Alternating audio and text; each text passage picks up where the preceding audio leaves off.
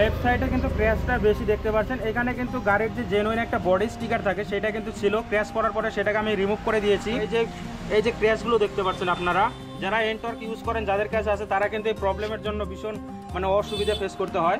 তো এই প্রবলেমটা আমি এখন সলভ করব। কিছুটা লুক এরকম দেখতে পাচ্ছেন কাজ করার আগে, তো কাজ করার পরে কিরকম লুক হয় সেটি আমি আপনাদেরকে দেখাচ্ছি। নমস্কার বন্ধুরা, আর একটা নতুন ব্র্যান্ড নিউ ভিডিওতে আপনাদের সকলকে শুভেচ্ছা জানিয়ে আজকের ভিডিওটা শুরু করেছি। আজকে মর্নিংয়ে শপ ওপেন করার সাথে সাথে কিন্তু আমার কাছে চলে এসেছে টিভিএসের এনটর্ক স্কুটি। এবং আপনারা সবাই জানেন যারা এনটর্ক ব্যবহার করেন যে এনটর্ক স্কুটি যেটা পড়ে গেলে কিন্তু সাইডে যে ক্র্যাশ পড়ে যায়, সেই ক্র্যাশটা কিন্তু আমার এই কাস্টমারের গাড়িতেও পড়েছে। এবং আমার কাছে তিনি এসেছেন যাতে এই ক্র্যাশটাকে রিমুভ করানো যায় এবং সুন্দর করে আগের মতো একটা ইউনিক লুক দেওয়া যায়। লেফট সাইডে কিন্তু ক্র্যাশটা বেশি দেখতে পাচ্ছেন। এখানে কিন্তু গাড়ির যে জেনুইন একটা বডি স্টিকার থাকে সেটা কিন্তু ছিল, ক্র্যাশ করার পরে সেটাকে আমি রিমুভ করে দিয়েছি।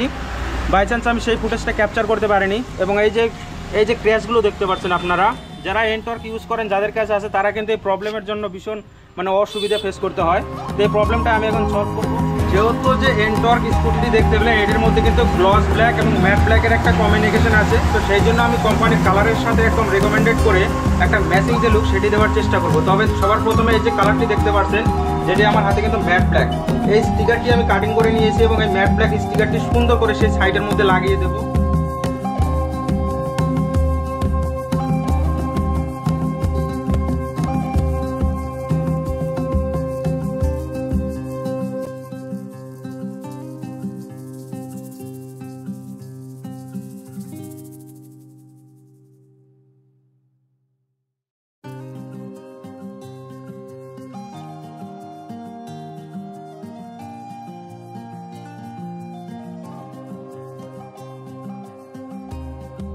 ব্ল্যাঙ্ক যে জায়গাগুলো দেখতে পাচ্ছেন এগুলো কিন্তু ম্যাট ব্ল্যাক দিয়ে কভার করা হয়ে গিয়েছে, র্যাপিং করা। এবং এর মধ্যে শুধু ম্যাট ব্ল্যাকটা আমার মনে হয় না ভালো লাগবে, তো এর মধ্যে আমি এখানটার মধ্যে রেডিয়াম দিয়ে ইউনিক কিছু লোগো কিংবা ডিজাইন করে দেবো। এখন যে রেডিয়ামের লোগো করার পরে কীরকম সুন্দর লাগে দেখতে। আমার কাছে যেরকম লোগো দেখতে পাচ্ছেন এরকম হাজারো লাখো লোগো আছে, কিন্তু এর মধ্যে থেকে আমার কাস্টমার যেটা চয়েস করেছে সেটা আমি আপনাদেরকে দেখাচ্ছি। এই যে লোগোটি দেখতে পাচ্ছেন এই লোগোটি কিন্তু স্কুটির যে সাইডে ক্র্যাশ করেছিল সেইখানটার মধ্যে লাগানো হবে ব্ল্যাকের উপরে। আশা করি দেখতে ভালো লাগবে এবং আপনাদের চয়েস হয়েছে কি না হয়েছে এই লোগোটি আপনারা একটু কমেন্টের মধ্যে আমাকে জানাবেন। এই লোগোটি আমি কি কালার দিয়ে বানিয়ে দেবো সেটা আমার কাস্টমার আছে, তার কাছ থেকে শুনে আমি সুন্দর করে বানিয়ে দেবো লোগোটা। এটা কিন্তু আমার customer just red colour choice করেছে, আর ব্ল্যাকের মধ্যে রেড কালারটা আশা করি খুব সুন্দর ফুটবে। আমি রেড কালারটাই করে দেবো। এই যে লালটা দেখতে পাচ্ছেন এটি হচ্ছে লাল রেডিয়ামের স্টিকার, আর এটি হচ্ছে চেরি কালার। এই কালারটা ব্যবহার করব, আশা করি খুব সুন্দর লাগবে, ম্যাট ব্ল্যাকের মধ্যে ফুটে উঠবে চেরি কালার।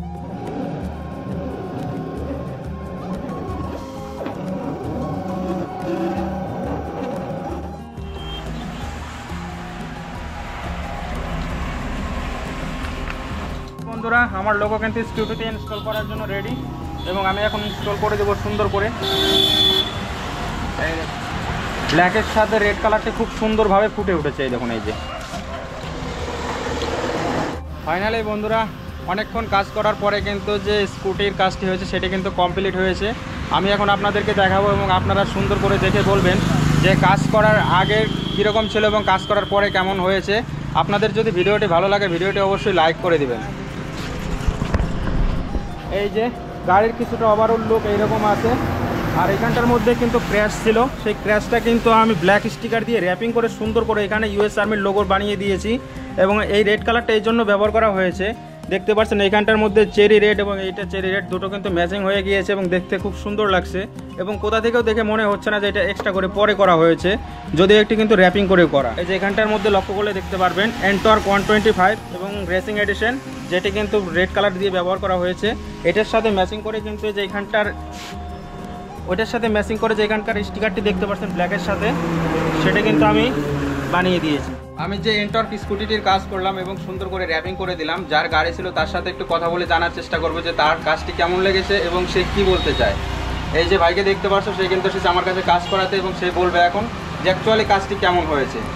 কাজ অনেক ভালো হয়েছে, আমিও বলবো যে দাদার এখানে আসো, কাজ করে যাবো, তারপরে বুঝতে পারবা কাজ আমাকে অনেক পছন্দ হয়েছে। ঠিক আছে, এই তো বন্ধুরা এই ছিল আমার যে কাস্টমার তার রিভিউ। এবং আশা করি আপনারা আসলে পারে আমি আপনাদেরকে কোথাও কখনো ডিসঅ্যাপয়েন্ট করবো না, আমি খুব সুন্দর করে দেওয়ার চেষ্টা করব।